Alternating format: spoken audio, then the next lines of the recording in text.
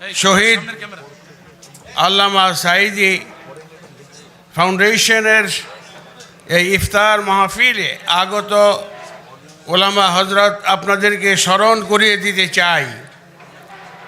আমি এই অনুষ্ঠানে এসে বসে যে দৃশ্যটি বারবার আমার মনের সামনে ভাসছে, যে আল্লামা সাঈদী রহমতুল্লাহ আলাইহ রমজানে আলেমদেরকে নিয়ে একটা অনুষ্ঠান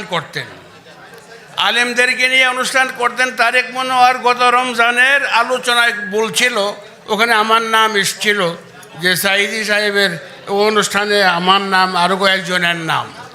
সাঈদী সাহেব কেমন ছিলেন, কেমন আপনারা জানেন জানি না।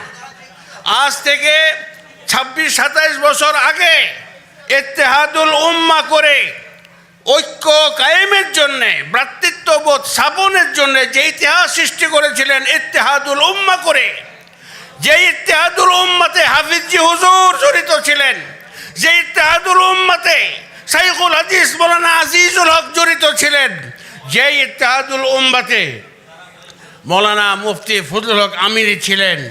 এখন আমার একমাত্র দাবি হলো এই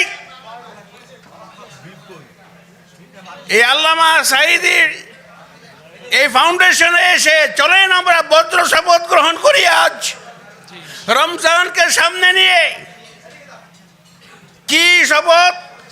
ঐক্য কায়েমের ব্যাপারে যদি কেউ বাধার সৃষ্টি করে, তাহলে আমরা আমাদের রক্ত দিয়ে হলেও তাদেরকে প্রতিহত করে এই জমিনে কায়েমের মাধ্যমে জামাত ইসলামকে এগিয়ে নিতে হবে, কায়েম করতে হবে ইসলামী হুকুমত। আল্লাহ কবুল করুক, জোরে বলেন আমিন।